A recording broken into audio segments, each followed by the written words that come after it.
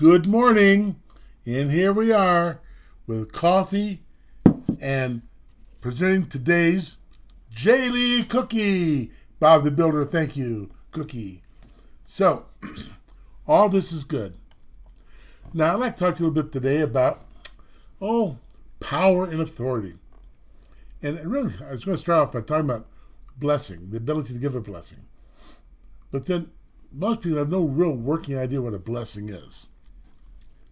So, let me start off with my blessing. Thank you, Sherry. Thank you, J-Lee and Bob the Builder. And why did I call these blessings? These were gifts that were given. Okay? And I agree, Mr. Phone. So I'm going to take my J-Lee Bob the Builder cookie, and I'm going to historically, customarily, by tradition, immerse this into my coffee. 3, 2, 1. They are fresh cookies, so you can't leave it in too long.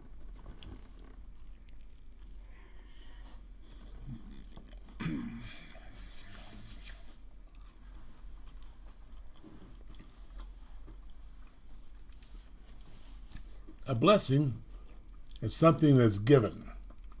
Oftentimes we think of prayer and blessing as nice poetic words that are supposed to make you feel good. And you couldn't be further from the truth. Now, you might enjoy the words that may actually make you feel good, but that's not the purpose of a blessing. As a matter of fact, that's not even a blessing.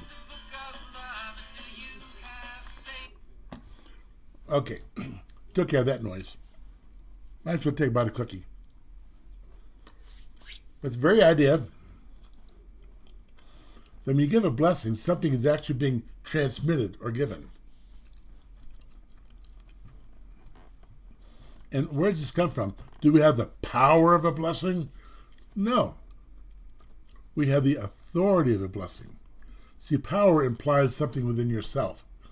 That is, some energy from you and, doing miracles. No. We have the authority, the right, given by God, to ask for miracles.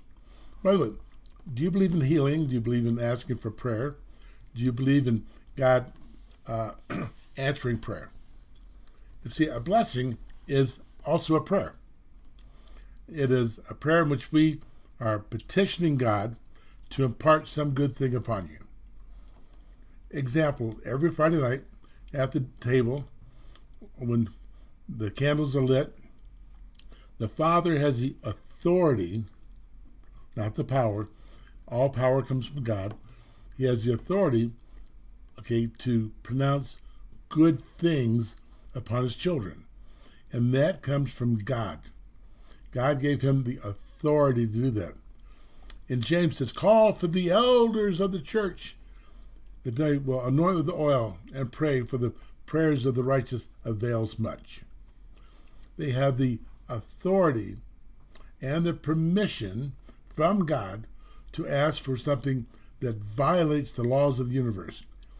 And that's what a miracle does. A miracle violates the laws of the universe. If you got a person with cancer and you're praying for them and they're healed, you just violated the laws of the universe.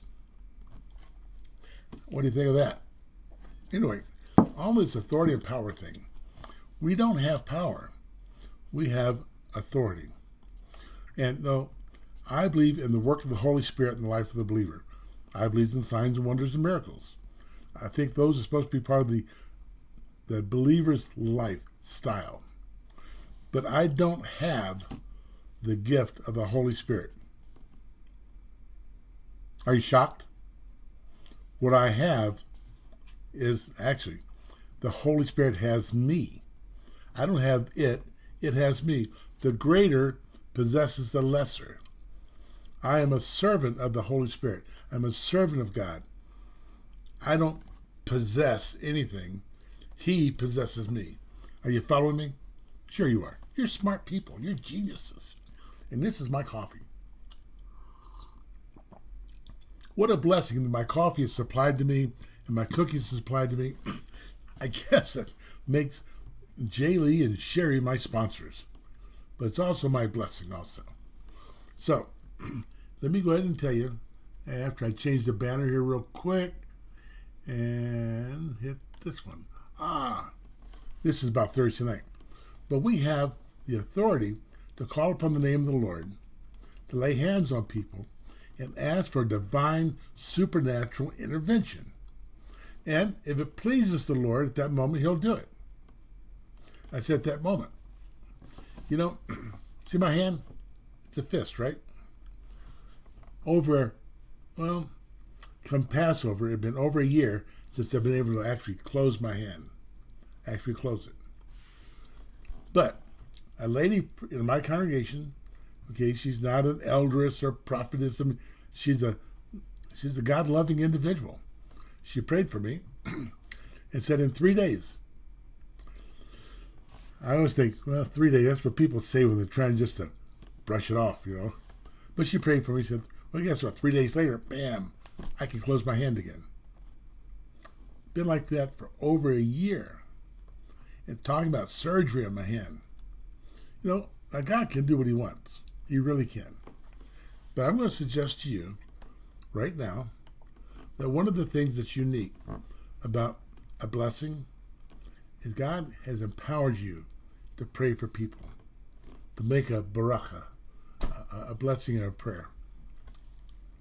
Very, very important. But we don't hold the power. The power holds us. We are a conduit, a channel, a tube, a wire, however you want to look at it, from God to that person. Put it in simple layman's terms, you're just the middleman. That's how you are. This is God, and this is his person he wants to bless him. You're a middleman. You know? And God's going to do signs and wonders with us or without us. But we must accept the role that we, you and I, that we are his servants. And that our task, in all honesty, is simply to serve. Are you following me? Of course you're following me.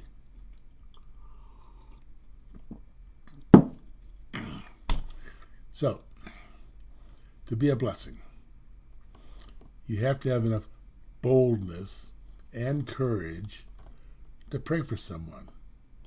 Imagine this lady who prayed for me that my hand would work again. Okay? That means this congregant had to go to the rabbi and what? And tell him she was going to pray. You know, she's a nice lady. She didn't ask. She just told me. Why? Because she walked in confidence of God's direction. And I was the beneficiary. And he was the benefactor. And she was just the middleman. But thank you. Anyway. So when we talk about God's blessings, we're talking about authority and power. He says, I've given you power. Actually, other versions would say authority over all the powers of darkness. He's given us authority to stand in the presence of evil, in the presence of his enemies. And where he's given authority, he has already supplied the power. But it's always him. It's never used. It's never you. You can never come under the concept that it's all about you. No, your best job, your very, very, very best job in the whole world is being God's middleman. And that's it. Don't get in the way of the recipient and don't get in the way of the giver. Just yield. You're the conduit. I think this is interesting. I think it's fascinating. Take prophecy for an example. You got Jeremiah and Zechariah, you got Isaiah, you got all the prophets. And God was the speaker, and the people were the listener, and the prophets were just, say it with me, the middleman. One more time, the middleman. And that's right. What a glorious place to be. You know, we're reading in our Torah portion last week how, of all things, Aaron, a great plague came upon the people, and the Aaron went and grabbed his incense pan, and he ran, and he stood between the living and the dead. A middleman. Wow. Rock and a hard place. The children of Israel were not doing well, being quite disobedient, and God quite angry. And here's Aaron standing between life and death, the middleman. You witness to somebody, you're the middleman. You pray for somebody, you're the middleman.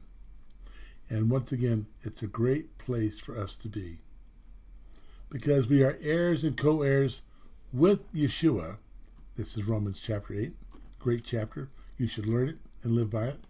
Anyway, we're heirs and co-heirs with him, and we also participate in his suffering. Well, I don't want to suffer. Well, let me tell you what suffering really might look like. For some cases, we think immediately to torment and torture and ooh. And sometimes suffering is just putting up with that neighbor of yours and remaining spiritually civil. Come on, folks. The range of our ministry is from the great and the grace all the way to the sad and the poor. But you are just the middleman. See, some people water, and some people plant, and some people till the ground, and some people sow, and some people harvest. And our job is to do whatever he calls us to. And once again, and I really want to make this extremely important for you to understand, you don't have the Holy Spirit. The Holy Spirit has you. You're the servant. That's it. Well, not a big old long hairy speech this morning, but I do think it's an important speech nevertheless. Now, this week, on Thursday night, we're talking about tithing. And, oh no, not tithing, not another money-grabbing rabbi or pastor or priest or preacher or evangelist. Nope. In fact, I'm going to explain to you where it's supposed to go and what proportion is supposed to go and why in some cases you're paying too much. And I guarantee you, hard cash, if you want to bet, anyway, that you've not heard the scriptural truth on tithing. So that's this Thursday night, 6 o'clock to 7. And, my dear friends, it is a commandment, not a request. It's not charity.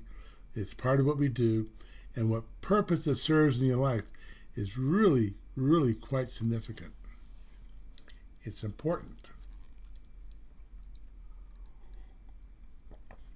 So, wake up is at 6 o'clock. And my partner, Casey Hurst, will be joining us. So, hopefully you will too.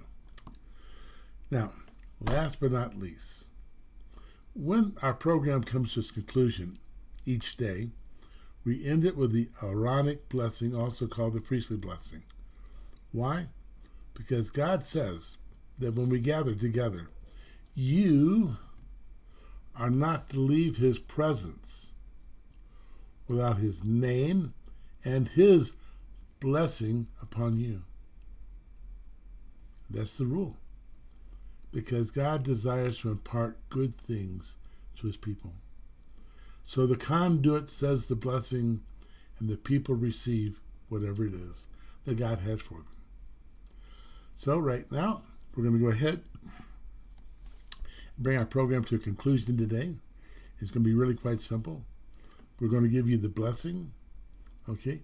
And actually today I'm going to do it in Hebrew for you and then English. No, I'm not a great cantor. I can barely speak and not stutter. But anyway, your blessing, as defined by the scriptures. Yivarach Adonai v'yismareka. Ya'er Adonai panav elecha v'chuneka. Yisar Adonai panav elecha v'shem elecha shalom. Now in English, and may the Lord bless and keep you and cause his face to shine upon you. May the Lord be gracious to you, lift up his countenance to you, may he give you, in Yeshua's name, peace.